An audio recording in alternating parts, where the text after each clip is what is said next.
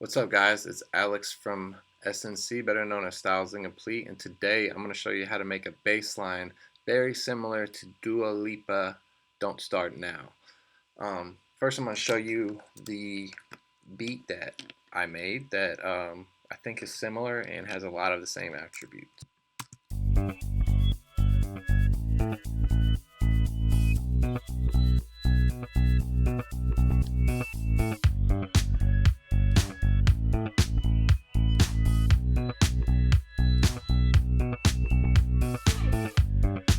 Alright, that's good for now. It goes on, has more elements, but we're just going to talk about the bass.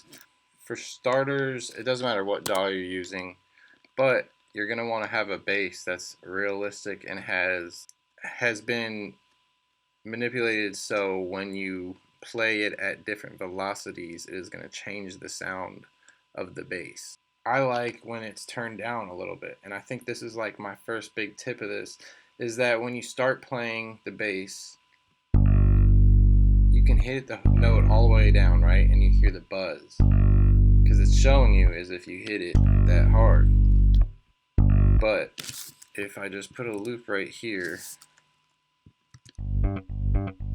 right? Now listen to this compared to this. I'm not trying to blow your eardrums.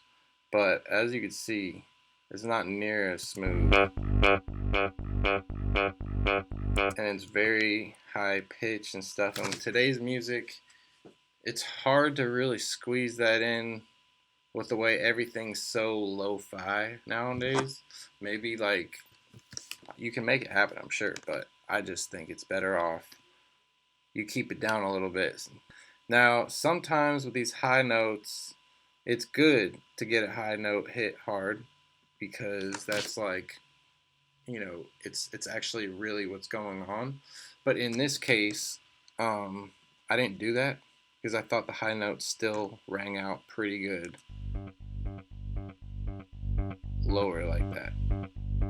So let's just delete this bass line and look at how I made it. I made it last. So first thing I made was my chord progression. This is the chord progression I use. So just take whatever chord progression you use and put it on your bass. Now let's listen to what it sounds like.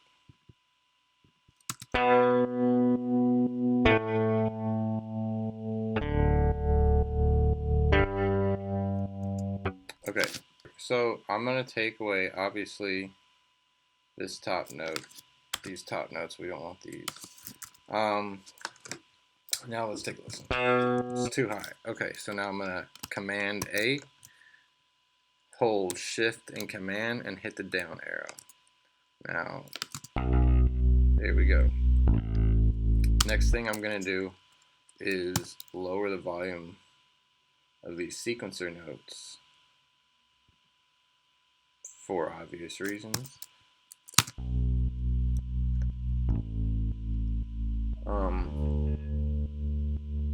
Okay, so most people might stop here and say, hey, this bass is it, you know, like, but if you want to make a cool bass, this is the next step. So I do Control All, and then I go up here to the top where it says length. I press equal. I want them all to be the same size right now. I bring them back. Now let's listen to the first note hit. That's nice. Now the one thing to know about bass guitars is when they're playing them, you'll often hear them do like kind of a quick mute after they play the note, or they'll just do like a staccato more note. I mean, when you're making like a funky bass line, usually they're doing a little bit of a rhythm with it as opposed to just a long drawn out note. So as you see, just by turning it down, making the note short, it already sounds more funky. Now, the other big tip with this is to go up. You don't have to go up an octave. You can go up lower, but to go up an octave from your note, and then you make a really short one. And usually I take off the snap and just kind of make it however. And that's got a nice, like, it's just, that's what they do. That's all you need to know. So it's like, so when you do that, it's all still, we're all doing this in the same note. So right now we're gonna fill up this whole section with this note. We're just gonna use 2 octaves. So you just need to create a bouncy pattern. So it's like boom, boom, boom, boom, boom, boom, boom, boom, boom, boom, boom, boom, boom, boom, boom, boom, boom. So all right, let's see. Boom, boom. Put on the metronome. Boom, that.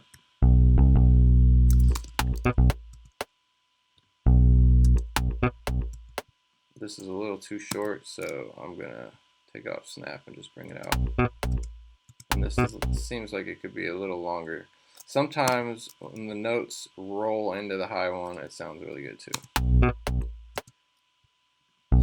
The big thing I feel like is just to create separation between these notes too.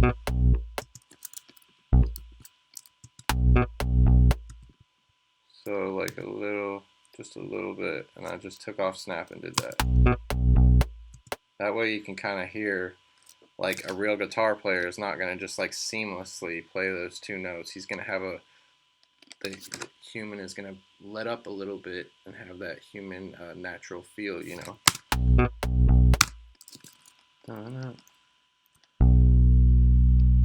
Let's see, I'm just going to guess. That's too soon.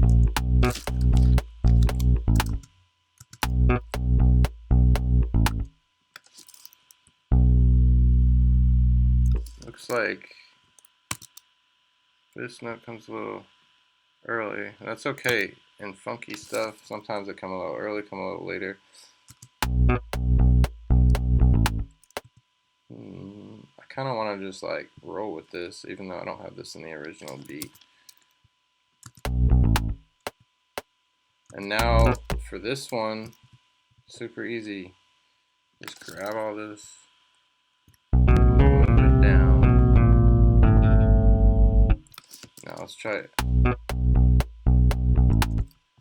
And I want to put another high note in here, so maybe right here. Alright, let's try it out.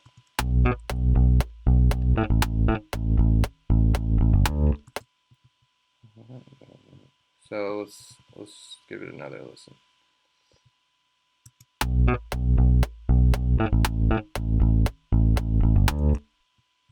Yeah, I'm gonna go ahead and put this over here too.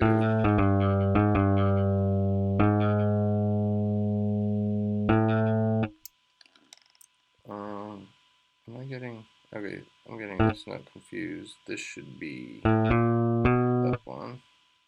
Alright.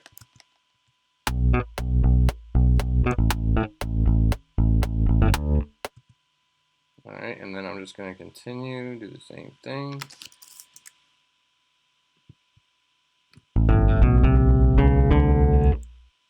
And the same thing over here. Except for I'm going to take this note away. And this note away. And this note away. And this note away. Alright. Now this is like super simple, but it sounds like really complex. But now that I'm doing it, you're sitting here looking like, yo, this isn't even hard. What are you showing us? But most people can't do this. Or most people think you need a bass guitarist to do this kind of thing, and you don't. You can do it all by yourself. You just got to be careful with how you hit the notes. The biggest tip is it's all about the length of the notes. So anytime you play something and it doesn't sound quite right, always mess around with the length. Turn it down a little bit. Sometimes it sounds really good short. Sometimes it sounds good long. Sometimes you might want to take something like this and take off the snap and put it over a little bit. But then once I did that, I now got to bring that back. Okay, let's try it out.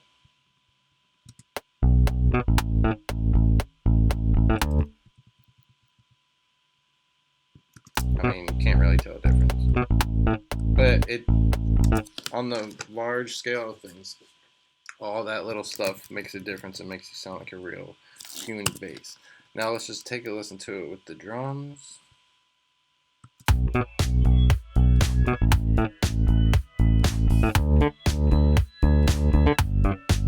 Alright, now let's look at what I've got going on here. I used the Jazz Producer, which is the electric bass, and then you just go in the combinators folder in the Reason Electric Basses folder. And I like this one. I just thought it sounds like what I'm looking for. I think they all sound really good. This is one of my favorite devices that Reason's came up with in a while. I have like a little scoop right here probably to make it more present in the mix after I was done starting to mix things. But another thing is like sometimes just taking this down a little bit actually. If you want it to sound more like the Lipa one, she let's look at it. She definitely has this very reserved, the slap. And another thing you can do to, here, let me bring it back up. Another thing you can do, where is it? Here we go. Is change this from bridge to neck. You're gonna get a lot less of the slap when you're on neck. So let's see how that sounds.